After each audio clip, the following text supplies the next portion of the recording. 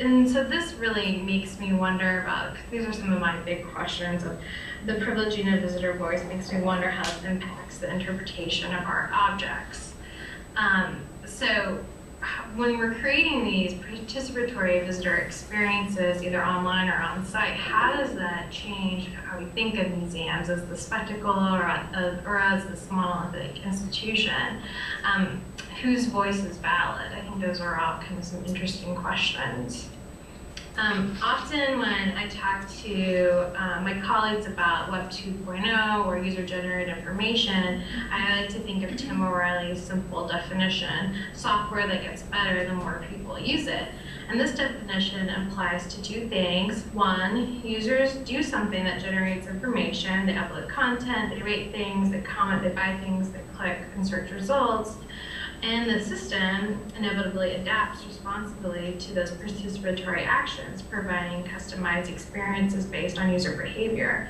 And when it comes to cultural institutions like the Nelson or art museums, often we focus much on number one. We create all of these platforms like kiosks or things online or to Facebook that sometimes end up being kind of like this functional black hole where visitors put out a lot of information but nothing happens. And often we think sometimes we think that's okay because we're kind of creating a space where people can have conversations, but it really needs to be a two-way street, because without responsiveness, we've really broken the feedback loop, and the response is what makes participation, useful and meaningful to future users, including participants themselves. I think this is also really interesting as you consider technology within the classroom, is that you're kind of creating these pods of conversation between students or creating programs or lesson plans that create this kind of social interaction, but it really needs to be on both ways. It really needs to have a response. And so that's something that really made me think about when creating the Nelson-Atkins mobile guide. So this is some snapshots of it. So kind of at a baseline, this was our response, our solution to kind of creating an interesting audio guide. This really kind of repurposed all of our audio guide material. You can simply type in a 3-digit number based on a number on a label, or you can hit browse by collection, and you'll see an image of a work hopefully before you, or you can use this at home as well. And you can listen, you can read, you can have more information.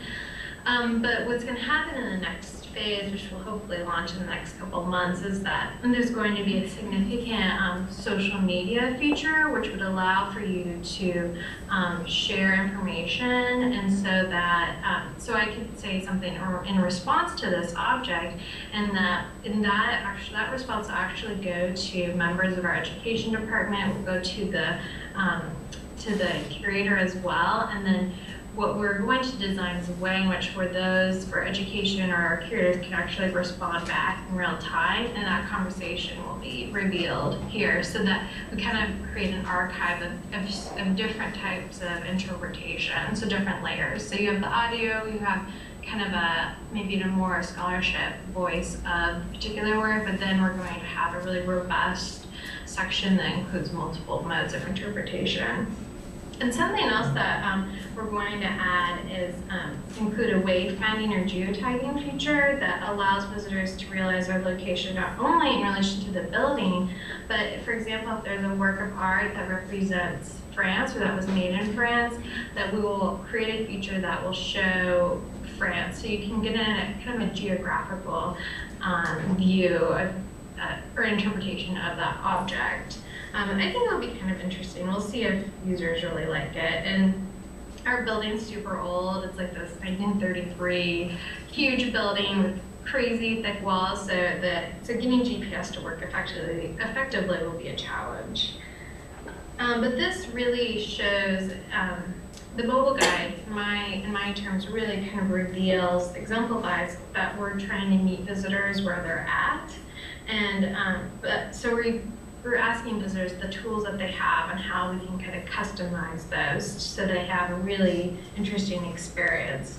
But in many ways, it's changes the physical landscape of art museums, because now the idea that the curator's voice is not the only voice that's valid, which will be in this area, is pretty significant in terms of learning about a work of art. Something else that and that's the website you can access to see the mobile guide. So another interesting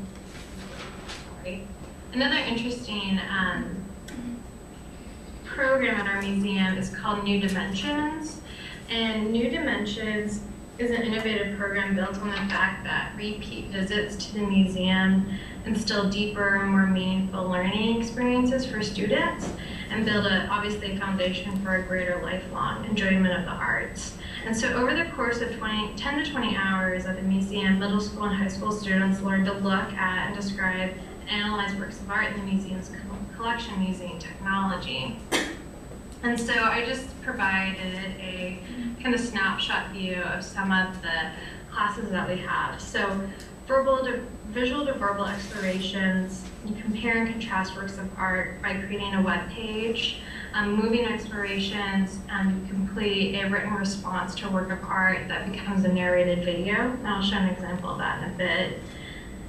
In small working groups and animated explorations, you create an animated film inspired by a work in our collection. The Living Sketchbook utilizes traditional and digital media, and they take their sketches and bring them to life. And exploring the senses, the questions, how does a Pollock sound? How does magenta taste? What texture is the color of yellow? And these are all questions that students are asked to answer through technology. So it's it's a really great program. I think our students really enjoy it. And it just shows just a different way that our museum is engaging with technology, reaching out to our students and teachers as well. So I'm going to show an example of moving explorations. It's a really short film. This is a student's response to one of our Emil Nolde paintings. Air, fire, and water.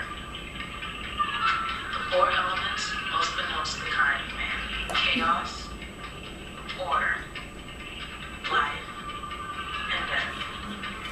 The four elements not so well known, just as equally important thereof. Masks, by Bill Nolan in 1911, who was German-born in 1867 and died in 1956 at the age of 89.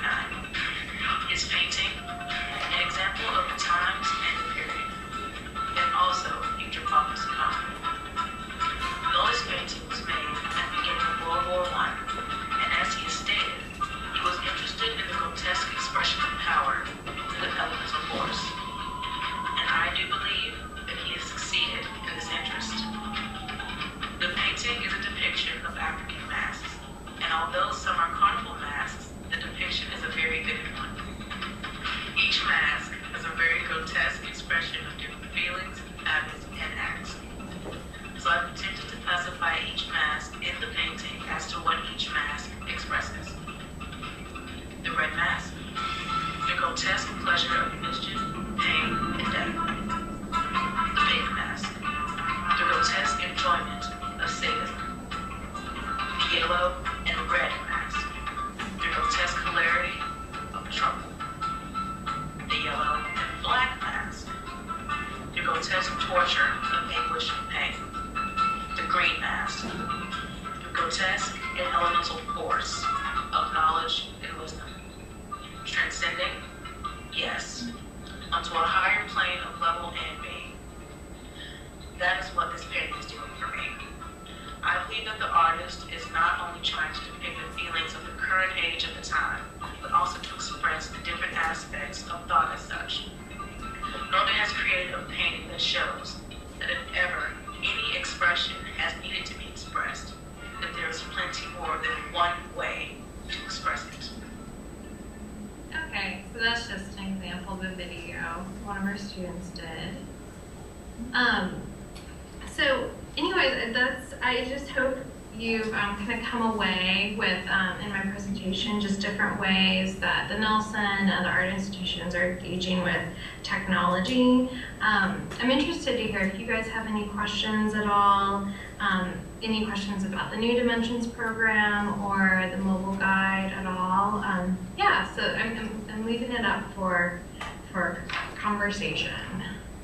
Emily, I think we'll do questions after Greg gives his presentation. Oh yeah, that's right. I'm sorry. That's right.